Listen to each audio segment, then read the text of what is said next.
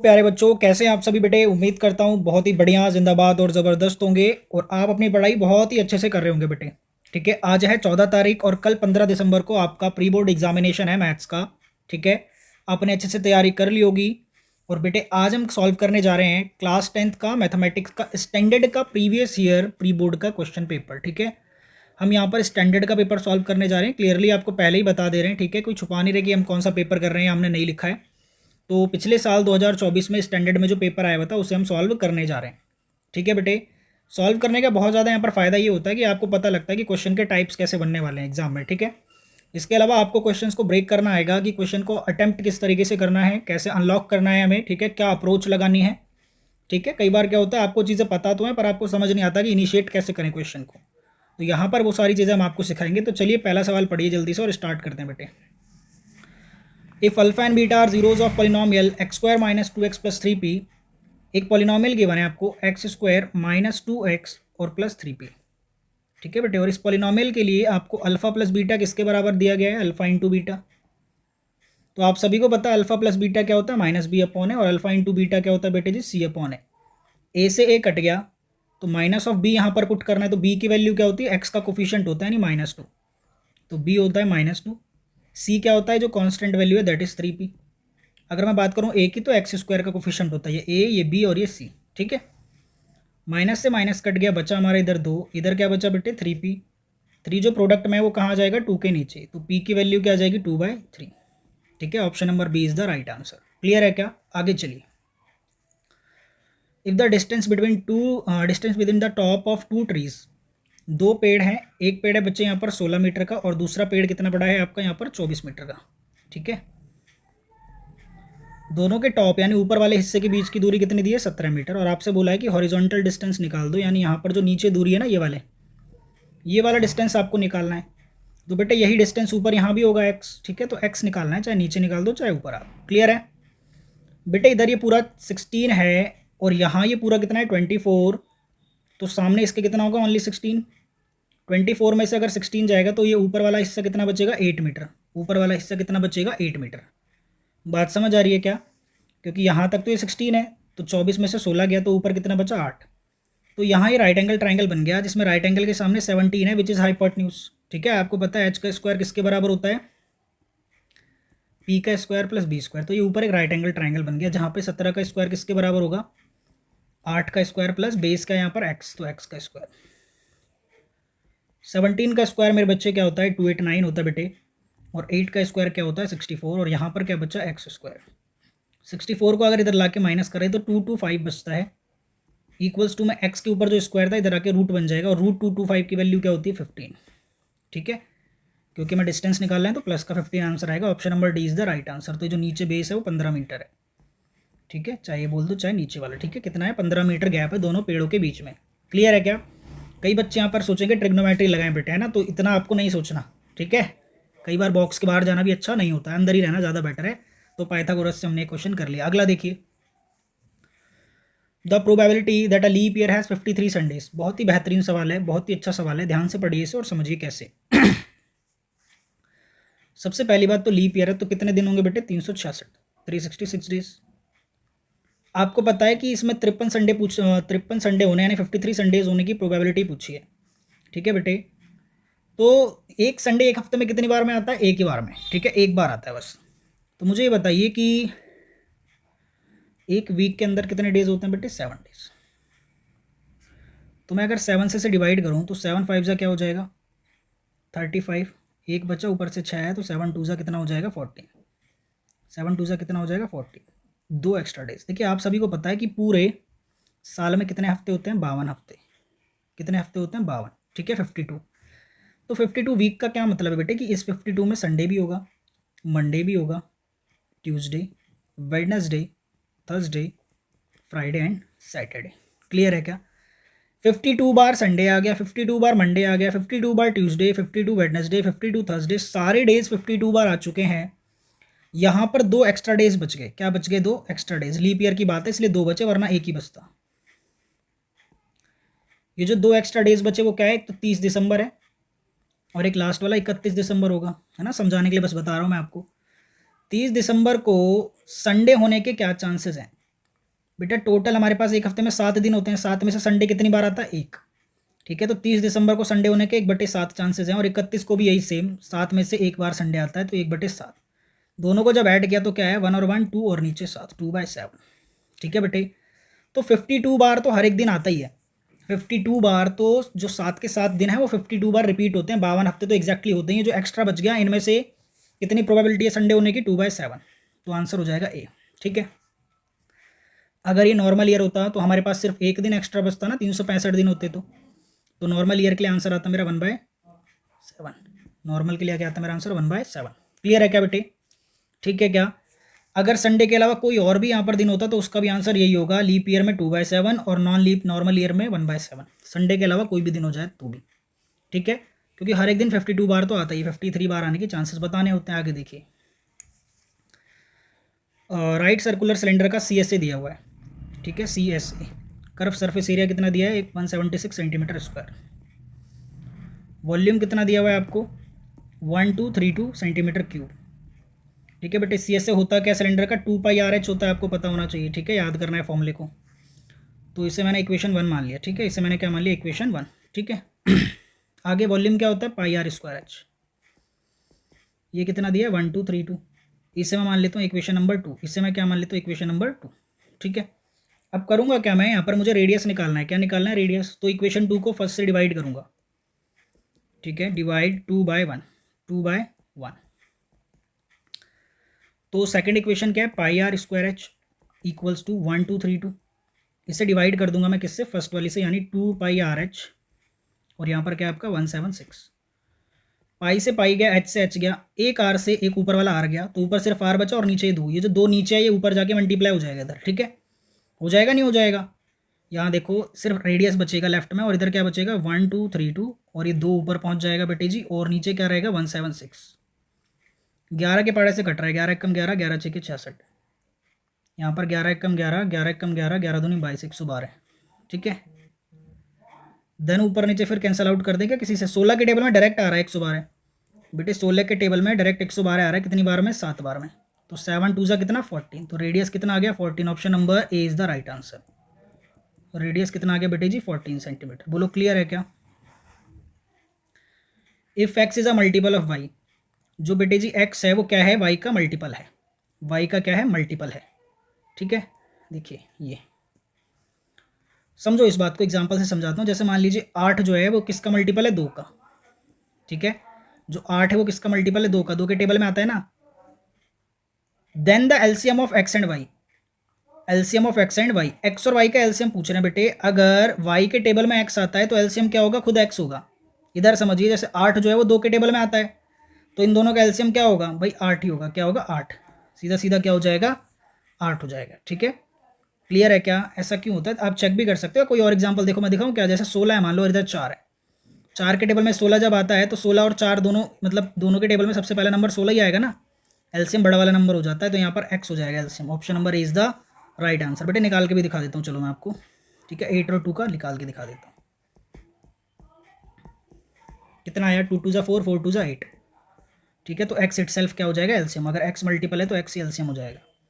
और एचसीएफ कौन सा होगा? छोटा वाला नंबर। ठीक है, the roots of the quadratic equation this. देखो बेटे इक्वेशन दी हुई है हमें, x² माइनस 0.04 इक्वल्स टू 0। इसके रूट्स निकालने, तो x की वैल्यू डायरेक्ट निकल जाएगी। ये जो माइनस है इधर जाके क्या हो जाएगा? प्लस। स्क्वायर जो लगा है ऊपर, इधर आके क्या बन जाएगा? रूट। क्या बन जाएगा? रूट। अब मैं आपसे कहूँगा कि डेसिमल हटा लो पहले। आप क्या हटा लो? डेसिमल। कैसे? जब डेसिमल हटाओगे तो नीचे क्या आ जाएगा? 100, क्योंकि 2 नंबर है पॉइंट के बाद, ऊपर 4 और नीचे 100।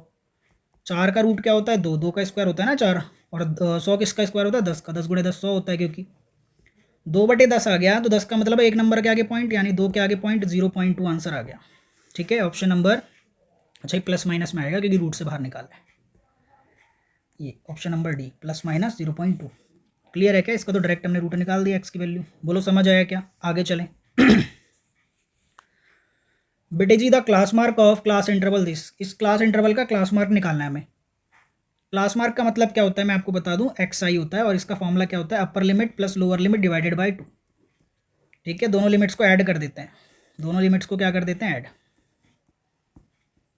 ठीक है, और डिवाइड कर देते हैं 2 से। तो ऐड करके क्या आ रहा है? 44 आ रहा है। 44 को 2 से डिवाइड करेंगे तो कितना आ गया? 22। Option number D is the right answer. अगर बेटे कई बार क्लास साइज यानी एच पूछता है तो क्या करना होता है, अपर लिमिट में से लोअर लिमिट को जस्ट माइनस कर दो। साइज का मतलब क्या है, अपर लिमिट में से लोअर लिमिट को माइनस। क्लियर? हाँ जी बच्चे, तो अब यहाँ पर ध्यान दीजिए, क्वेश्चन नंबर 8 क्या बोल रहा है, if 80 is the tangent to the circle with centre O. पहले एक सर्कल बना लेते हैं आराम से, ठीक है। इस सर्कल पर एक टेंजेंट जा रहा है, ठीक है। टेंजेंट का नाम क्या रखा है इन्होंने, 80, ठीक है बेटे, 80। और इसका जो सेंटर है बेटे वो क्या है, ओ है। ओ से लेकर के टी तक की जो दूरी दी गई है वो आपको 4 सेंटीमीटर गिवन है सवाल में, और आपको यहाँ जो एंगल दिया है ओ टी है वो 30 डिग्री का दिया। आपको रेडियस फाइंड करना है। क्या फाइंड करना है, रेडियस। आपको पता है यहाँ पॉइंट ऑफ कांटेक्ट पर एंगल कितने डिग्री का बनता है इस जगह पर, बेटे इस जगह पर एंगल बनता है 90 डिग्री का। कितना, 90 डिग्री का, ठीक है। अब रेडियस अगर हमें निकालना है तो यार ये वाली साइड तो टेंजेंट की लेंथ दी नहीं है, तो पाइथागोरस नहीं लगा सकते, यहाँ ट्रिग्नोमेट्री लगेगा। 30 डिग्री थीटा गिवन है, थीटा के सामने रेडियस है और नीचे आपका क्या है, एच। एच किसके सामने, 90 की। तो 90 के सामने एच बोलते हैं, इसे क्या बोलते हैं, हाइपोटेन्यूज। 90 डिग्री के सामने वाले को, थीटा के सामने वाले को परपेंडिकुलर। तो पी अपॉन एच लगा दूंगा मैं। तो पी अपॉन एच क्या होता है बेटे जी, साइन थीटा। क्या होता है, साइन थीटा। तो थीटा कितना है, 30 डिग्री। साइन 30 की वैल्यू 1/2 होती है। परपेंडिकुलर आर है यहाँ पर और हाइपोटेन्यूज 4 दिया है। 4 ऊपर आके क्या होगा, 1 से मल्टीप्लाई, नीचे है 2, तो 2 से 4 कैंसिल आउट होगा। तो आर कितना आ गया, 2 सेंटीमीटर। कितना आ गया, 2 centimetre. Option number B is the right answer. Probability of A denotes the probability of an event A then. ध्यान से पढ़ी देखिए, थोड़ा ना ये कम साफ सुथरा लिखा नहीं है, थोड़ा मिक्स कर दिया ना, अलग अलग पढ़ लेना इसे ज़रा। ये बी है और ये सी ऑप्शन, सी ऑप्शन सही है वैसे। किसी भी इवेंट की जो प्रोबेबिलिटी है बेटे वो 0 के बराबर या 0 से बड़ी होगी, या तो 1 के बराबर या 1 से कम, ठीक है। ये है किसी भी इवेंट की जो प्रोबेबिलिटी होती है वो क्या होती है बेटे, या तो 0 के बराबर या 0 से बड़ी, या 1 के बराबर या 1 से कम, ठीक है। 0 से 1 के बीच में होता है, और साथ में नेगेटिव भी कभी भी नहीं होती है प्रोबेबिलिटी, इस बात का ध्यान रखना। तो सी ऑप्शन इसका सही है। The pair of linear equations these and this represent two lines which are, क्या है इन चारों में से, लाइन का नाम मतलब बताना है किस टाइप की लाइन्स है। तो पहले इक्वेशंस को जनरल फॉर्म में लिख लेते हैं। 2x तो सही लिखा हुआ है, ये जो 5y इधर आके माइनस हो जाएगा और 6 भी इधर आके माइनस हो जाएगा, इक्वल्स टू में 0 है। सेकंड वाली जो इक्वेशन बेटे, यहाँ पर जो आपका 15y है वो तो सही जगह पर लिखा हुआ है, हाँ ठीक है। तो 15y को यहीं छोड़ते हैं। 6x को लेफ्ट में ले आओगे तो माइनस का 6x हो जाएगा ना, और जो 18 माइनस का है वो क्या हो जाएगा, इधर आके प्लस का 18, ठीक है। तो ये दो इक्वेशन मेरी है, इन दोनों को चेक करना है, इन दोनों को क्या करना है, चेक, ठीक है, कि कौन से टाइप की लाइन है। तो a1/a2 b1/b2 चेक करना है। तो a1/a2 लिखोगे तो 2/-6 है, b1/b2 देखोगे तो क्या है बेटे, -5 में क्या है 15, c1/c2 क्या है -6/18। जब हम सॉल्व करेंगे तो 2 1 जा 2, 2 3 जा 6 माइनस का, 5 1 जा 5, 5 3 जा 15 माइनस का है, और 6 1 जा 6, 6 3 जा 18, 6 से काट दिया। तो बेटे तीनों जगह पर क्या रहा है, 1/3 1/3 1/3, तीनों बराबर है। तो लाइन कैसी है, coincident. Option number C is the right answer. जब तीनों रेशियो बराबर होते हैं तो लाइन कैसी होती है आपकी, कोइंसिडेंट। कैसी लाइन होती है बेटे, कोइंसिडेंट। अगर a1/a2 बराबर नहीं होता b1/b2 की तो इंटरसेक्टिंग लाइन होती है, आप जानते हैं। और अगर a1/a2 b1/b2 के बराबर है पर c1/c2 के बराबर नहीं है तो क्या होगा, तो क्या होगा, ये पैरेलल लाइन। लेकिन अगर तीनों बराबर है तो कोइंसिडेंट। अगला सवाल देखिए, 1/2 क्या है, रूट है इस इक्वेशन का, तो k की वैल्यू निकालनी है। x² - kx - 5/4 किसके बराबर दिया हुआ है, 0 के। x की जगह 1/2 रखना है क्योंकि रूट है, ठीक है। रूट का मतलब x की वैल्यू 1/2 गिवन है। तो बेटे निकाल लेते हैं वैल्यू। कैसे निकालोगे, 1/2 का स्क्वायर होगा तो 1 का तो 1, 2 का स्क्वायर 4, माइनस के इंटू 1 के हो जाएगा, और नीचे 2 माइनस का 5/4 है। मैं आपसे कहूँगा के को छोड़ के सबको उस साइड में भेज दो, राइट साइड में k/2 है, तो 5/4 इधर आके प्लस हो जाएगा और 1/4 इधर आके माइनस हो जाएगा। माइनस ऑफ k/2 है, 5 में से 1 गया तो क्या बचेगा, 4, और नीचे 4 का 4 आएगा, 4 से 4 कट गया तो 1 बचा। माइनस k/2 इक्वल्स टू में 1 है, 2 नीचे तो बेटे इधर जाके क्या हो जाएगा, मल्टीप्लाई, ठीक है। तो मल्टीप्लाई होगा तो यानी 2, के की वैल्यू क्या आएगा, अच्छा माइनस साइन है ना, माइनस साइन को इधर भेजोगे तो -2, ठीक है। यहाँ से माइनस हट जाएगा। Option number B is the right answer. Clear है क्या, आगे चलिए। क्वेश्चन नंबर 12 में यहाँ पर फिगर आपके सामने गिवन है। एस टी जो है वो क्यू आर के पैरेलल है, ये जो एस टी है वो क्यू आर के क्या है, पैरेलल, ठीक है। पॉइंट एस जो है वो डिवाइड कर रहा है किस रेशियो में, पी क्यू को 4 और 5, पी क्यू, अच्छा ये वाली जो लाइन है और जो ये वाली है, ठीक है बेटे, ये वाली साइड, इन्हें किस रेशियो में डिवाइड कर रहा है, 4 और 5, ठीक है, लिख दिया मैंने। यानी पूरा पी क्यू अगर बात करें तो 9 है, ठीक है, अगर रेशियो की बात ना करें तो। एस टी की लेंथ दी है 1.6, ये जो एस टी है वो क्या दिया, 1.6, ठीक है, 1.6 सेंटीमीटर। तो आपको क्या निकालना है, क्यू आर, ये निकालना है क्यू आर, ये वाली लेंथ निकाल लें। चलिए मैं बताता हूँ कैसे होगा। सबसे पहले आप देखिए यहाँ पर दो ट्राइंगल दिख रहे होंगे, एक तो ये छोटा सा दिख रहा है आपको ये वाला, और एक पूरा बड़ा PQR। मैं अलग बना दूँ क्या? देखो, एक नंबर का सवाल है पर थोड़ा टाइम लेगा आपका। PST छोटा ट्राइंगल दिख रहा है आपको ऊपर बेटे, और एक ना पूरा बड़ा वाला ट्राइंगल है जिसका नाम क्या? PQR। एक पूरा बड़ा वाला ट्राइंगल है जिसका नाम क्या? PQR। एंगल P जो है वो एंगल P के बराबर है क्योंकि कॉमन है, और एंगल T जो है वो किसके बराबर है? एंगल R के, है कि नहीं? एंगल T जो है वो किसके बराबर हो गया बेटे? एंगल R के, क्योंकि पैरेलल लाइन ना दोनों सेम एंगल बनेंगे। यहाँ जो S एंगल है वो किसके बराबर है बेटे? यहाँ पर एंगल Q के, यानी ये वाला एंगल S जो है वो किसके बराबर है? एंगल Q के। तो भाई ट्रिपल ए या भाई डबल ए, ये दोनों सिमिलर है ट्राइंगल, दोनों ट्राइंगल क्या है? सिमिलर है, तो इनकी साइड का रेशियो बराबर होगा बेटे। साइड का रेशियो क्या होगा? बराबर। समझो ज़रा, यानी ये जो PS है, PS अपॉन में PQ, PS अपॉन में PQ जो है वो किसके बराबर होगा? ST अपॉन में QR, ST अपॉन में QR। ठीक है, अब इधर आ जाओ। PS की वैल्यू कितनी दी है? 4। ठीक है, 4। ठीक है, वैसे तो K मानेंगे हम, 4K मान लेते हैं अगर आप चाहें, वरना कैंसिल आउट होना ही है रेशियो में। रेशियो था ना तो 4K मान लेता हूँ। चलो मैं छोड़ दो यार, मत मानो, 4 ही मान लो सिर्फ। ठीक है, रेशियो में कैंसिल ही हो जाना है। PQ की जगह क्या लिखोगे भाई? देखो PS 4 दिया और नीचे आपका ये 5 दिया हुआ है ना, तो 4 और 5 दोनों जोड़ दोगे तो पूरा PQ आ जाएगा ना। दोनों जोड़ दोगे तो पूरा क्या आ जाएगा भाई? PQ आ जाएगा, नहीं आ जाएगा? देखो ये PQ ये है, ठीक है, PS आपका ये है और SQ आपका ये है, तो PS दिया है 4 और SQ दिया है 5। ठीक है, तो इन दोनों को अगर जोड़ दोगे तो पूरा PQ कितना हो जाएगा? 9। कितना हो जाएगा? 9। ठीक है जी, तो नीचे यहाँ 9 आएगा। और ST कितना दिया हुआ है आपको? 1.6। और नीचे QR को छोड़ दो, QR ही निकालना है। अब आगे QR देखो ज़रा, QR को ऊपर भेजो, 9 को इधर भेज दो, तो QR इक्वल्स टू 1.6 मल्टीप्लाई 9, और ये जो 4 ऊपर था वो नीचे आ जाएगा इधर। ठीक है जी, क्लियर है क्या? कट तो रहा नहीं है कुछ, तो डेसिमल में ही आएगा, पॉइंट में आएगा आंसर कुछ। अच्छा 16 कट तो रहा है यार। ठीक है, तो 4 चौक 16 पॉइंट में, तो 0.4 बचा यहाँ पर। 0.4 को 9 से गुणा करेंगे तो 3.6। QR कितना आ गया? 3.6 सेंटीमीटर। ठीक है, सिमिलर करके हमने रेशियो बराबर कर दिया। सिमिलैरिटी का मतलब है कि तीनों साइड का रेशियो सेम हो जाता है। हमने हालांकि 2 से ही निकाल ली क्योंकि मुझे एक ही साइड पता करनी थी। है भाई 3.6, option number D is the right answer. बहुत बढ़िया सवाल। The difference between circumference and the radius of circle is 37 centimetre. Circumference क्या होता है सर्कल का? 2πr। रेडियस क्या होता है? r। तो दोनों का डिफरेंस कितना दिया? 37 लिख दिया। The area of circle is, area बताना है आपको। क्या बताना? एरिया। तो एरिया का फॉर्मूला क्या होता है बेटे? πr²। तो r निकालना पड़ेगा। देखो दोनों में से r कॉमन ले लूँ तो अंदर बचेगा 2π और माइनस का 1, क्योंकि r की जगह कुछ नहीं बचा। r तो r हो गया। 2 इंटू पाई की वैल्यू क्या होती है? 22/7 रख दिया मैंने, और माइनस यहाँ पर 1 इक्वल टू में 37। अब देखो जरा, r इंटू 22 इंटू 2 कितना हो जाएगा? 44 अपॉन में 7 माइनस 1, और आगे क्या बचेगा? 37। ठीक है, थोड़ा सा इसे अलग कर लेते हैं ना, जगह नहीं हमारे पास। इसे यहाँ लिख देता हूँ, इधर लिख देता हूँ अपना, r निकाल लेते हैं। देखो इस जगह पे, तो r इंटू, जब इसे नीचे 1 रख के क्रॉस मल्टीप्लाई करूँगा तो 44 माइनस 7 अपॉन में 7 बराबर में 37। तो 44 में से 7 गए तो क्या बचा? इधर तो 37 बच गया, और नीचे क्या बच गया? 7 इक्वल्स टू में फिर 37। तो r की वैल्यू क्या आ गई? 7 जाके 37 से मल्टीप्लाई हो जाएगा, और 37 जाके नीचे डिवाइड हो जाएगा ना, ऊपर वाला नीचे और नीचे वाला ऊपर। 37 से 37 कट गया, तो r कितना आ गया? 7। ठीक है बेटे, ये जो 37 था वो नीचे आ जाएगा और ये 7 ऊपर। r जब 37 आ गया तो आपको पता है 22, सॉरी 7 आ गया, 37 बोल दिया मैंने। 22/7, और r² मतलब 7 इंटू 7। 7 से 7 कैंसिल आउट, तो 22 को 7 से मल्टीप्लाई, 7 2 14 कैरी गया 1, 7 2 14 154। एरिया आ गया 154 centimetre square, which is option number A. Clear है क्या?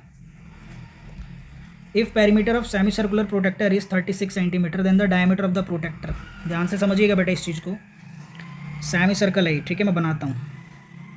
ठीक है, बना दिया, थोड़ा अजीब सा बन गया पर फिर भी बना दिया। ठीक है, ये सेमी सर्कल है, इसका रेडियस मान लेते हैं ये है। ठीक है, r perimeter semi circular protractor का। अब यहाँ ना बहुत सारे बच्चे गलती कर देते हैं पेरीमीटर में। क्या गलती करते हैं मैं बताता हूँ। आप देखिए पेरीमीटर सर्कल का क्या होता है? 2πr होता है पूरा। तो बच्चे क्या करते हैं कि इसका आधा कर देंगे सेमी सर्कल के लिए, 2 से 2 कटा, πr लिख देंगे, और πr बोलेंगे कि क्या है? पेरीमीटर ऑफ सेमी सर्कल या प्रोटेक्टर। ठीक है, तो सेमी सर्कल का पेरीमीटर ये नहीं होता मेरे भाई। पेरीमीटर ना ये सिर्फ इतना आएगा। देखो मैं बताऊँ, ये जो πr फॉर्मूला है किसका है? सिर्फ इतनी चीज़ का, इस वाली चीज़ का, ये यहाँ से लेके यहाँ तक का। ठीक है, लेकिन हमें ये डायमीटर भी तो ऐड करना है ना। पेरीमीटर का मतलब होता है सम ऑफ ऑल साइड, चारों तरफ की साइड को ऐड करना। तो पाई आर का मतलब है कि ये चीज़ निकाल लिया आपने, ये नीचे वाला कौन निकालेगा? इसका मतलब बेटे यहाँ हम क्या चीज़ भूल जाते हैं, डायमीटर को ऐड करना, यहाँ डायमीटर भी ऐड होगा, ठीक है। तो ध्यान रखना सेमी पेरीमीटर या सेमी सर्कल का पेरीमीटर, सेमी सर्कल का जो पेरीमीटर होता है वो क्या होता है, पाई आर प्लस में डायमीटर, और डायमीटर को क्या लिख सकता हूँ मैं, 2r, क्या लिख सकता हूँ 2r, तो ये बनता है पूरा फॉर्मूला, ठीक है। तो चलिए ये कितना दिया हुआ है, 36 दिया हुआ है, ठीक है। इन दोनों में से मैं r कॉमन भी ले सकता हूँ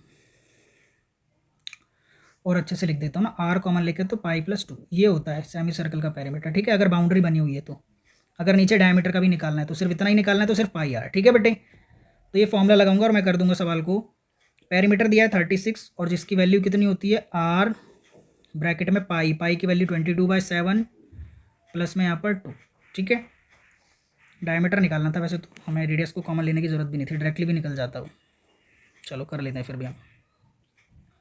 36 एज इट इज़ रहेगा, r एज इट इज़ रहेगा, यहाँ क्रॉस मल्टीप्लाई कर लो, 7 2 जा 14, 14 में 22 ऐड करोगे तो कितना आ जाएगा 36, और नीचे 7 1 जा 7, भाई 36 से 36 कैंसिल, ये 7 ऊपर चला जाएगा, तो रेडियस कितना आ गया 7। हाँ अच्छा, रेडियस 7 आया, मतलब डायमीटर पूछा है ना, तो 7 का डबल यानी 14, हाँ बिल्कुल सही है, option number b is the right answer, radius 7 आया।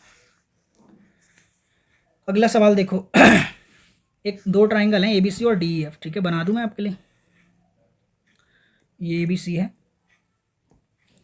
ठीक है, और आगे मैं बना देता हूँ इधर DEF, ठीक है। देखो बेटे AB अपॉन में DE किसके बराबर है, BC अपॉन में FD, AB को पकड़ो, कहाँ है AB, ये रहा, AB के अपॉन में क्या लिया इन्होंने DE, ये रहा DE, BC के अपॉन में क्या लिया इन्होंने FD, देखो यहाँ कंफ्यूज कर दिया, BC के अपॉन में क्या लिया FD, ठीक है। इस वाली साइड को इस वाली साइड के साथ ले चले गए, तो यहाँ बच्चा गड़बड़ कर देता है, कैसे गड़बड़ करता है बताता हूँ, देखो। तो बताओ कि ये ट्रायंगल कब सिमिलर होंगे, जब एंगल BE के बराबर होगा।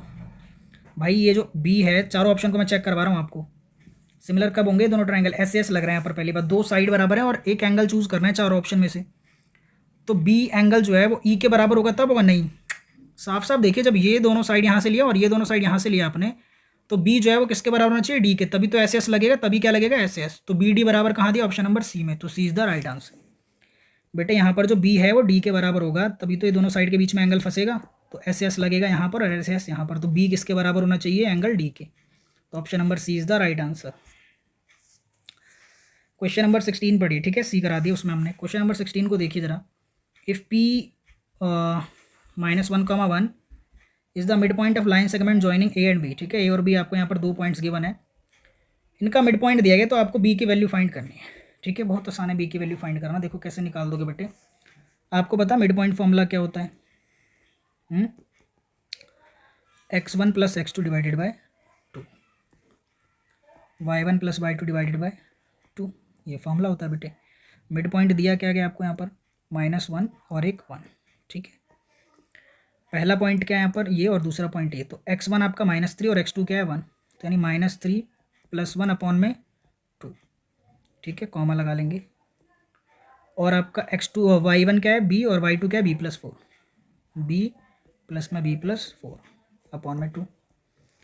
तो जो यहाँ पर आपका y कोऑर्डिनेट है, ठीक है, ये y कोऑर्डिनेट को y कोऑर्डिनेट से कंपेयर कर देंगे तो हमारी B की वैल्यू आ जाएगी, चलो कर देते हैं कंपेयर। यानी जो 1 है वो किसके बराबर है, B + B कितना हो गया बेटे 2B, प्लस में यहाँ पर 4 है, और जो 2 गुणे 1 क्या हो जाएगा 2, इधर 2B + 4 है, ये जो 4 है इधर आके माइनस होगा तो क्या बचेगा -2, इधर 2B बचेगा, फिर 2 से 2 कट गया तो -1, B की वैल्यू क्या आ गई -1, यानी option number B is the right answer, B में -1 दिया, क्लियर है। एक डाई को एक बार फेंका गया, इस बात के क्या चांसेस हैं कि प्राइम नंबर मिल जाए हमें। प्राइम नंबर क्या होते हैं, 2 होता है, 3 होता है और 5। टोटल आउटकम क्या होते हैं बेटे, टोटल आउटकम क्या होते हैं डाई में, 1 2 3 4 5 6, टोटल आउटकम 6 होते हैं। 6 में से प्राइम नंबर कितने हैं, केवल 3, तो 3/6 काटोगे तो 3 1 जा 3, 3 2 जा 6, 1/2, option number C is the right answer, ठीक है। प्राइम नंबर क्या होते हैं, केवल 3 होते हैं, ठीक है। 18वें सवाल को पढ़िए ध्यान से। A chord of a circle is equal to the radius of the circle, circle बनाया मैंने, एक कॉर्ड बना लिया हमने, क्या बना लिया, एक कॉर्ड, ठीक है, और यहाँ पर सेंटर मान लेते हैं, रेडियस बना लिया। जो कॉर्ड है वो किसके बराबर है, रेडियस के ही बराबर है, तो ये इक्विलेटरल ट्रायंगल बन गया, क्या बन गया, इक्विलेटरल ट्रायंगल बन गया ना। और इक्विलेटरल ट्रायंगल में एंगल कितना होता है, हर एक एंगल 60 डिग्री होता है, तो ये पूछ रहे हैं कि सेंटर पर कितना एंगल बनेगा, ठीक है, subtended by the chord at the minor arc. तो यहाँ पर थोड़ा सा, हाँ ये बढ़िया सवाल पूछा भाई, यहाँ पे थोड़ी सी हम गलती कर सकते हैं, सेंटर पर नहीं पूछा है ना, जल्दबाजी कर देते अभी। अ chord of a circle is equal to the radius of the circle, then the angle subtended by chord at minor arc। minor arc का मतलब क्या है, छोटी वाली आर्क। ये तो बड़ी वाली आर्क होगी, देखो बड़ी वाली आर्क तो ये ऊपर वाली हो गई, और छोटी वाली आर्क ये नीचे वाली आर्क है। तो छोटी वाली आर्क पर एंगल बनाना है, ये नहीं ये वाला एंगल पूछ रहा है वो। ठीक है, तो बता देंगे, देखो जरा, ये जो ऊपर वाला एंगल है बेटे जी, ये कितना है आपका, ये आपका 60 डिग्री बनेगा। इतना तो आप समझ गए ना, कितना बनेगा पक्का, 60 डिग्री। ठीक है, तो अगर ये 60 डिग्री है तो ये वाला एंगल इसके सामने वाला जस्ट एंगल कितना होगा, आप बताइए। एक तो आप एक प्रॉपर्टी लगा सकते हो, देखो क्या, आपने 9th क्लास में प्रॉपर्टी पढ़ी होगी कि साइक्लिक क्वाड्रिलेटरल के अपोजिट एंगल का सम 180 होता है। और एक और पढ़ा होगा कि सेंटर पर बनने वाला जो एंगल होता है वो हमेशा डबल होता है। मैं समझाता हूँ बेटे, जो 60 डिग्री है ये किसका डबल होगा, इस वाले एंगल का। ये यहाँ जो बनाऊंगा मैं, ये वाला जो एंगल होगा वो 30 डिग्री होगा। कितना होगा, 30। अब ये ए बी सी और डी एक साइक्लिक क्वाड्रिलेटरल बन गया। साइक्लिक मतलब सर्कल के अंदर एक क्वाड्रिलेटरल। ठीक है, तो अभी जो 30 एंगल ए, बेटे ध्यान से समझना, एंगल ए और ये जो एंगल सी है जो हमें फाइंड करना है, इनका सम कितना आएगा, 180 डिग्री। बहुत बच्चों ने सवाल गलत किया होगा। ए तो हमें पता चल गया 30, क्यों, क्योंकि वो सेंटर वाले का हाफ होता है। सेंटर पर 60 है तो यहाँ पर पक्का कितना बनेगा, 30। ठीक है, हाफ होता है। ये 9th क्लास में थ्योरम पढ़ा है भाई हमने, वहाँ से आया हुआ सवाल। 30 डिग्री जाके माइनस होगा तो सी कितना आएगा, 150। ऑप्शन नंबर ए है बेटा इसका right answer. Option number A is the right answer. बहुत ही बढ़िया सवाल है। ठीक है, 21 कैसे आ गया भाई, असर्शन रीजन कहाँ चला गया। असर्शन और रीजन बेटे यहाँ पर हमने लग रहा है पीपीटी से गायब कर दिया क्या। एक बार मैं सर्च कर रहा हूँ, 2 मिनट रुक जाइए बस, 2 मिनट। बेटे थोड़ी सी यहाँ पर टाइपिंग मिस्टेक हुई है। ठीक है, थोड़ी सी टाइपिंग मिस्टेक हुई है यहाँ पर। असर्शन और रीजन वाले क्वेश्चंस को यहाँ पर रिमूव कर दिया है। ठीक है, या टाइप करना भूल गए शायद। ठीक है, अभी लास्ट में ऐड कर देंगे उसे। चलिए क्वेश्चन नंबर 21 सेक्शन बी देखते हैं पहले। ठीक है, क्वेश्चन नंबर 21 क्वेश्चन में क्या बोला बेटे आपसे, if the sum of LCM and HCF of two numbers is 126। ठीक है, क्या बोला, if the sum of LCM and HCF of two numbers is 126। ठीक है, लिख लेते हैं सीधा, एलसीएम और एचसीएफ को जोड़ के कितना आ रहा है, बढ़िया सवाल लग रहा है भाई, 126। ठीक है, there LCM is 90 more than there HCF. ठीक है, LCM is 90 more than HCF, यानी एचसीएफ से 90 ज़्यादा है एलसीएम। चलो ठीक है, ठीक है, यानी एचसीएफ को अगर मैं इधर ले आऊँ तो एलसीएम माइनस एचसीएफ कितना दिया हुआ है, 90। ये मेरे भाई इक्वेशन 1 सा दिखाई दे रहा है मुझे। ठीक है, और यहाँ पर मुझे इक्वेशन 1 सा बनता दिखाई दे रहा है। Then find the product of two numbers, दोनों नंबर्स का प्रोडक्ट फाइंड करना है। ठीक है, आसान है बहुत। फिर और में दूसरा सवाल दिया, पहले ये करते हैं बेटे। एलसीएम और एचसीएफ का यहाँ पर सम दिया हुआ है, आप देख रहे हैं, और यहाँ पर क्या दिया है, डिफरेंस। तो दोनों इक्वेशन बन गई ना। यहाँ पर पेयर ऑफ लीनियर इक्वेशन का कंसेप्ट लगेगा। ठीक है, और देन चैप्टर 1 का भी कंसेप्ट लगेगा। तो दोनों को मैं ऐड करने जा रहा हूँ। दोनों को क्या करने जा रहा हूँ, ऐड। आप सब्ट्रैक्ट भी कर सकते हैं, दोनों से आंसर आएगा। तो मैं ऐड कर देता हूँ, देखो कैसे बेटे। एलसीएम प्लस एचसीएफ कितना दिया हुआ है आपको, 126। और एलसीएम माइनस एचसीएफ हमने कितना निकाला बेटे, 90। तो जब प्लस करूँगा तो एलसीएम और एलसीएम 2 टाइम्स ऑफ एलसीएम हो जाएगा। एचसीएफ में से एचसीएफ गया, 126 में 90 में जोड़ दूंगा तो क्या जाएगा, 216। 2 से 216 कटेगा तो एलसीएम कितना गिर गया भाई अपना, एलसीएम कितना आ गया यहाँ पर, 108। एलसीएम कितना आ गया, 108। और एचसीएफ कितना आ जाएगा, फिर किसी भी इक्वेशन में रख दो। देखो जैसे सेकंड वाली में रख रहा हूँ मैं, एलसीएम 108 है मेरा, तो 108 माइनस एचसीएफ कितना आएगा, 90। 108 को उधर 90 में से माइनस कर देंगे तो बेटे माइनस ऑफ एचसीएफ किसके बराबर बचेगा हमारा, 90। 108 में से 90 गए तो 18 माइनस का, माइनस से माइनस कटा नहीं। एचसीएफ कितना आ गया, 18। एचसीएफ 18 आ गया और एलसीएम 108 आ गया। तो अब बताइए प्रोडक्ट ऑफ द नंबर, जो दोनों नंबर है उनका प्रोडक्ट क्या है। बहुत आसान है बेटे, आपने ही पढ़ा होगा, मैं रब कर रहा हूँ। ठीक है, चीज़ों को नोट कर लेना प्लीज़। आपने ज़रूर पढ़ा होगा कि एचसीएफ इंटू एलसीएम किसके बराबर होता है, एचसीएफ इंटू एलसीएम किसके बराबर होता है, A into B. Product of the number, जो दो नंबर होते हैं उनके प्रोडक्ट के बराबर होता है, रिलेशन होता है। तो एचसीएफ मैंने निकाला 18 और एलसीएम मैंने 108, तो इन्हीं दोनों का प्रोडक्ट कर देंगे तो मेरा आंसर आ जाएगा। ठीक है, कर लें प्रोडक्ट, क्या आ रहा है भाई, देखो ज़रा बताओ। आपका 18 इंटू 18 8 से कितना होता है भाई, 144 हो गया। ठीक है, कैरी गया आपका 4, देन 944। ठीक है, 1944। ठीक है, ये आ रहा है बेटे प्रोडक्ट 1944। क्लियर है क्या, तो इसे रब कर रहे हैं। और अगला और वाला पार्ट देखो, show that for any natural number n 6 की power n does not and with 0। यार 6 की पावर n का ना कभी 0 से एंड नहीं होगा, क्यों, इसको कैसे करते हैं, यहाँ पर 6 की पावर n है, तो ये जो बेस होता है ना 6, इसका फैक्टर निकालते हैं। 2 3 जा 6 और 3 1 जा 3, तो यहाँ पर 2 तो है पर 5 नहीं है, 2 तो है पर 5 नहीं है। ठीक है बेटे, कोई भी डिजिट जो है ना, कोई भी नंबर जो है उसकी पावर है वो कब जीरो से एंड करेगा, जब उसके फैक्टराइजेशन में क्या हो, 2 और 5 हो कम से कम एक बार। ठीक है, देखिए 6 की पावर n या फिर फैक्टराइजेशन ऑफ 6 की पावर n क्या लिखना है, देखो यहाँ पर मैं बता दूँ, फैक्टराइजेशन ऑफ 6 की पावर n डज नॉट, या फिर आर नॉट लिख दो। ठीक है, डज नॉट छोड़ो, हटाओ, are not in the form 2 की पावर m एंड 5 की पावर n। 2 और 5 की फॉर्म में नहीं है ना, 3 आ गए यहाँ पर बेटे। तो जब भी किसी नंबर का जो फैक्टर है वो 2 और 5 की फॉर्म में होगा तभी वो जीरो सेंड करेगा, अदरवाइज नहीं करेगा। क्लियर है क्या ये बात? ठीक है, छोटा सा सवाल है 2 नंबर का, इस तरीके से ही करना है। आगे देखिए, tan थीटा की वैल्यू दी और आपसे 2 sin थीटा cos थीटा और cos square theta minus sin square theta पूछा है। वैसे तो आइडेंटिटीज़ लगा के बहुत आसानी से हो जाएगा, पर 10th क्लास के हिसाब से करेंगे जैसा 10th क्लास में करना है हमें। ठीक है, sin 2 थीटा भी होता है इसका फॉर्मूला, पर चलो मैं कर देता हूँ उसे डायरेक्टली। देखो tan थीटा की वैल्यू क्या दी गई है आपको, 4/5, और tan थीटा होता क्या, P/B, क्या होता है, P/B। ठीक है, तो एक तो इससे करके ना आप h निकाल लो, हाइपोटेन्यूज, उस तरीके से कर सकते हो, या फिर इस पूरी चीज़ को कन्वर्ट भी कर सकते हो tan की फॉर्म में, जैसे मर्जी। मैं आपको इजी वे बता रहा हूँ। पहले p दिया है 4 और b दिया है 5, तो h निकालो आप। h कैसे आएगा, h square equal to p square plus b square. p 4 दिया तो 4 का स्क्वायर, b 5 दिया तो 5 का स्क्वायर। 4 का स्क्वायर क्या हो जाएगा 16, और 5 का क्या हो जाएगा 25। 16 और 25 कितने हो गए, 6 5 11, 2 1 3 41, 41। ठीक है, तो ये जो स्क्वायर लगा हुआ था इसके ऊपर आके रूट बन जाएगा, तो h की वैल्यू कितनी आ गई, √41। ठीक है, तो √41 रखते हैं हम। चलो बेटे जी, h की वैल्यू कितनी आ गई, √41, दिमाग में रखना आपने। p कितना था मेरा 4, और b कितना निकाला मैंने 5, और जो मेरा h आया ना वो कितना है, √41। अच्छा ना, इन सब के आगे ना एक कांस्टेंट लेते हैं के करके, मैं वो नहीं ले रहा मैं, क्योंकि रेशियो निकालना है, कैंसिल आउट हो जाती हैं चीज़ें, तो वैल्यू इसकी फाइंड करनी है। 2 into sine theta, sine theta क्या होता है, P/H, साइन थीटा क्या होता है, P/H। p कितना है 4 और h कितना है, √41।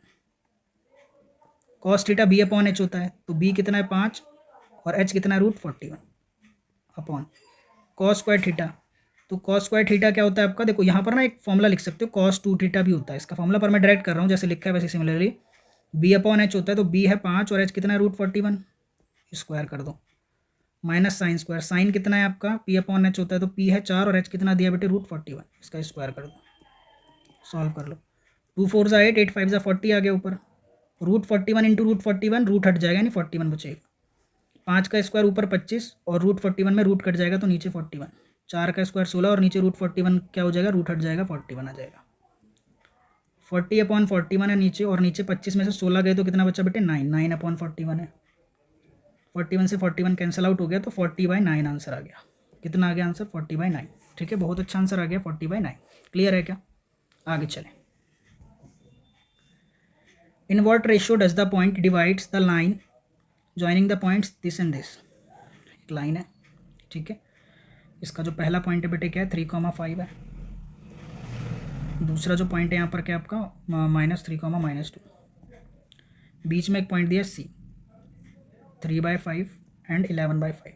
आपको रेशियो बताना है, यानी M1:M2 बताना है, यही तो बात है। ठीक है, इसे भेजते हैं थोड़ा साइड में और करते हैं यहाँ पर फॉर्मूला अप्लाई करना है जस्ट आपने, और सॉल्व हो जाएगा बहुत आसानी से। चलिए देखिए कैसे करोगे आप। आपको बताइए जो पॉइंट दिए हैं 3/5 और कॉमा 11/5, ये कैसे आते हैं बेटे, फॉर्मूला क्या होता है हमारा इसका, M1 × X2। तो M1 को देखो मैं बता दूं आपको, ये X1 है और ये Y1 है, ये X2 है और ये क्या है, Y2 है, और M1 आपको दिख रहा है। तो M1 × X2 करोगे तो -3M2 आएगा, M1 सॉरी। M2 × X1 करोगे तो क्या आ जाएगा यहाँ पर बेटे 3M2। ठीक है, प्लस का 3M2 अपॉन में M1 और M2 को जोड़ देते हैं, कॉमा, फिर यहाँ पर दोबारा वही होगा। ठीक है, आप वैसे तो एक को ही करके कर सकते हो, पर मैं दोनों करा दे रहा हूँ आपको। ठीक है, धनिया M1 × क्या करते हैं बेटे, Y2, M1 को फिर Y2 से करते हैं, तो 2M1 हो जाएगा, प्लस यहाँ पर आपका M2 किससे मल्टीप्लाई होगा, Y1 से, यानी 5M2 अपॉन में M1 + M2। अब करना क्या होता है, चाहे आप यहाँ पर x वाले को x से कंपेयर कर दो, चाहे इस y को y से, दोनों में से किसी को भी कंपेयर कर दो। चलिए मैं करता हूँ। ठीक है, बताइए किसे करते हैं, पहले वाले को कर दूँ क्या मैं कंपेयर, पहले वाले को ही कर देता हूँ। देखो जो 3/5 है, comparing x coordinate, comparing x 3/5 को मैं इससे कर रहा हूँ पहले वाले से, इक्वल्स टू में -3m1 प्लस का 3m2 है। m1 प्लस में क्या बेटे m2, ये m1 m2 जाके 3 से मल्टीप्लाई होगा और 5 इधर आके, ठीक है। देखो ज़रा फिर क्या होगा, 3m1 प्लस में 3m2 इक्वल्स टू 5 3 जा कितना हो जाएगा 15 माइनस का, और 5 3 जा फिर से क्या हो जाएगा इधर भी 15 प्लस का 15m2, ठीक है बेटे। फर्दर आगे आ जाइए, m1 को इकट्ठा कर लो, -15 m1 3 के साथ जाएगा तो 18 m1 हो जाएगा इस साइड में, ये 3 जाके इस 5 15 में से माइनस होगा तो 12 m2, m1 इधर है और m2 को नीचे ले आओ, 12 इधर है, इधर 18 को नीचे ले आओ, m1 अपॉन m2 कितना आ गया 6 2 12 6 3 18, 2/3, रेशियो कितना आ गया 2:3, रेशियो कितना आ गया 2:3, बहुत बढ़िया आंसर आ गया क्या, ठीक है। कितना आ गया रेशियो बेटे 2/3 और या फिर 2:3, क्लियर है। जल्दी से नोट कर लीजिए, देन इसका और पार्ट करते हैं, ठीक है, और वाला पार्ट भी कर लेते हैं, ठीक है बेटे। बहुत ज़्यादा टाइम लग रहा है, ठीक है, लेकिन सारे क्वेश्चन को आपको बहुत अच्छे से समझा रहा हूँ मैं। कोई भी क्वेश्चन में अगर दिक्कत आती है तो दोबारा से आप वीडियो को देखोगे तो क्लियर हो जाएगा, ठीक है। एक बार दो बार देखो तो समझ जाएंगी चीज़ें। Find a point on the y axis, बहुत इंपॉर्टेंट है भाई ये सवाल, और वाई एक्सिस या एक्स एक्सिस ऐसे सवाल आ जाता है, which is equidistance from these 2 points. 2 point है ए और एक पॉइंट है बी, 6,5 एक पॉइंट, दूसरा पॉइंट क्या है आपका -4,3। इन दोनों पॉइंट से ना एक पॉइंट है जो इक्वी डिस्टेंस पर है, क्या है जो इक्वी डिस्टेंस पर है, ये वाला पॉइंट है, ठीक है। इसका नाम क्या है, वाई एक्सिस पर है। ये पॉइंट जो है वाई एक्सिस पर है, इसका नाम सी रख लेता हूँ मैं। वाई एक्सिस का मतलब क्या है कि इसका एक्स कोऑर्डिनेट 0 हो गया और वाई को वाई मान लोगे। अगर बेटे वाई एक्सिस लिखा है तो एक्स कोऑर्डिनेट क्या माना मैंने 0, और अगर एक्स लिखा होता तो वाई को 0 मानता। अगर आप डिस्टेंस फॉर्मूला लगाएंगे तो इसका मतलब बेटे जो ए सी है वो किसके बराबर है आपका बी सी के। ए सी कैसे निकलेगा, x2 माइनस, देखो ये ए सी कैसे निकलेगा, x2 माइनस x1 यानी 0 - 6 का whole square plus y2 minus y1 यानी y - 5 का होल स्क्वायर।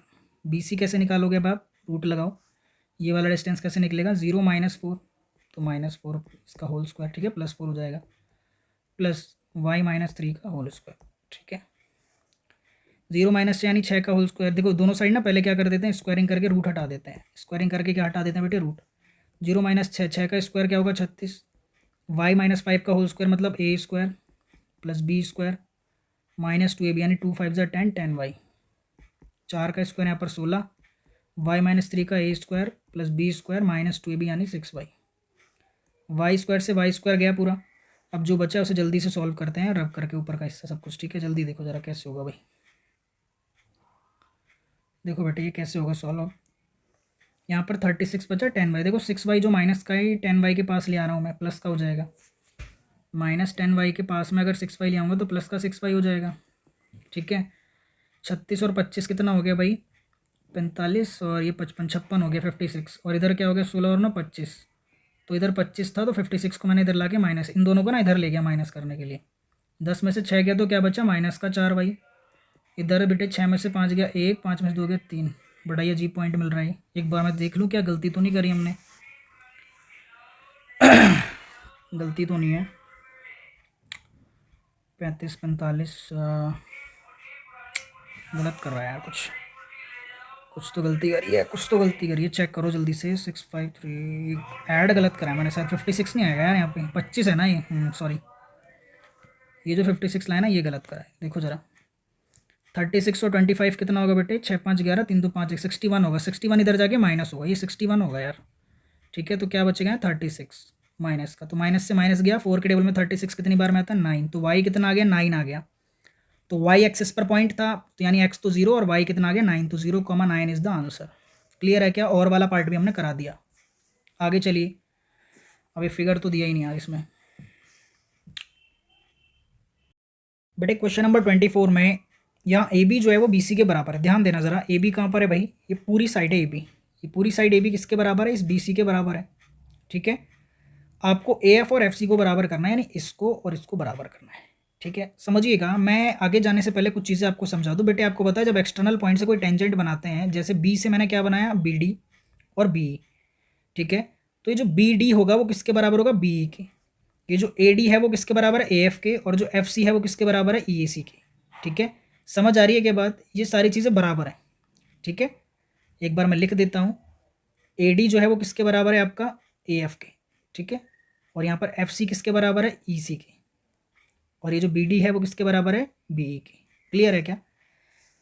इतना ये पोर्शन बराबर है एक्सटर्नल आपका, क्योंकि पॉइंट होता है तो ये चीज़ इसके बराबर, ये चीज़ इसके बराबर, ये चीज़ इसके बराबर। गिवन क्या है बेटे, मैं आपको बताता हूँ, AB बराबर में BC, ध्यान से समझिएगा। सॉरी AB प्लस, ये बराबर बीच में लगेगा यार, प्लस लगा दिया मैंने, बीच में क्या इक्वल टू का साइन। तो AB को अगर मैं ब्रेक करके लिखूँ तो मैं AB को क्या लिख सकता हूँ AD प्लस DB। AB को मैं लिखने जा रहा हूँ AD प्लस DB, इस BC को BE plus EC, BE plus EC, ठीक है बेटे। अब ध्यान से समझना मेरी बात को, यहाँ पर ये जो BD है, ये जो BD है वो किसके बराबर है BE के, तो BD से BE कैंसिल आउट हो गया, तो AD किसके बराबर आ गया माइनस हो गया ना, B इधर आके क्या हो जाएगा माइनस, तो दोनों बराबर है तो माइनस हो गया। तो आपका इस साइड में क्या बच रहा है AD, ये B इधर जाके माइनस हो गया, इधर AD बचा, और इस साइड में क्या बचा EC। हो गया काम भाई। AD आपका किसके बराबर है, ये जो AD है वो AF के बराबर है, ठीक है, AF के क्या है बराबर, तो AF लिख दिया। और EC किसके बराबर है CF के, तो इधर CF लिख दिया। ये EC हाँ EC CF की तो बराबर है, ठीक है, तो CF लिख दे FC लिख दो, एक ही बात है। तो बेटे आसान था क्वेश्चन। क्या इसमें थ्योरम लगाया क्या, टेंजेंट, ठीक है, two tangents drawn from a external point are equal in length, ठीक है, ये एक्सटर्नल पॉइंट जैसे C है, तो C से C और CF बनाया ना, तो ये बराबर है, ठीक है, यहाँ पर हमने बाय थ्योरम कराया। बात समझ आ गई बेटे, ठीक है।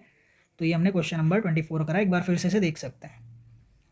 अ card is drawn from well shuffle deck of playing card, 52 पत्ते होते हैं आपको पता है कार्ड में, उसमें से हम क्या कर रहे हैं कार्ड निकाल लें। Find the probability that the card drawn is neither an ace nor a king, ना तो वो इक्का है और ना ही किंग है। तो 52 पत्तों में कितने इक्के होते हैं, 4 एस होते हैं, कितने 4 एस, और किंग भी कितने होते हैं 4, तो हमें दोनों ही नहीं चाहिए, नाइदर एस नॉर किंग। तो 4 और 4 8 पत्ते नहीं चाहिए, तो 52 में से 8 माइनस कर दो भाई, 52 में से 8 गए तो कितना बचा आपका 44, ठीक है। तो प्रोबेबिलिटी क्या आ जाएगा, नाइदर एस और नॉर किंग, 44 अपॉन में 52, भाई 52 में से 44 चांसेस हैं ये आने के, पहले का आंसर है। कैसे भाई, क्योंकि एस भी नहीं चाहिए और किंग भी नहीं चाहिए, तो यानी 4 और 4 8 पत्ते नहीं चाहिए ना, तो 52 में से 8 गए तो 44 पत्ते चाहिए बस, ठीक है। अगला क्या है, आइदर अ रेड कार्ड और अ क्वीन, या तो लाल कलर का पत्ता हो या तो क्वीन हो, या तो क्या हो मेरे भाई लाल कलर का पत्ता हो या तो क्वीन हो। तो सुन लो मेरी बात, लाल कलर के पत्ते कितने होते हैं 26, 52 में से 26 रेड होते हैं और 26 ब्लैक होते हैं, तो उन्हें या तो रेड कलर का पत्ता चाहिए, ठीक है जी, यानी 26 पत्ते चाहिए, या तो क्वीन चाहिए, तो 4 क्वीन होती है, 4 क्वीन होती हैं, तो 26 और 4 30 हो गया। लेकिन लेकिन लेकिन इस रेड वाले में जो 26 रेड थे, इसमें 2 क्वीन पहले गिन लिया आपने भाई, 2 ब्लैक क्वीन होती हैं और 2 रेड, तो 2 क्वीन तो पहले गिन ली, यानी 2 माइनस कर दोगे जो 2 रेड वाले में गिन ली, यानी 28।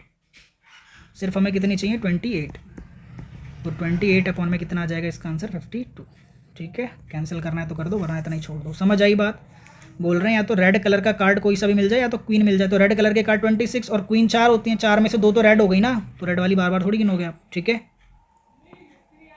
आगे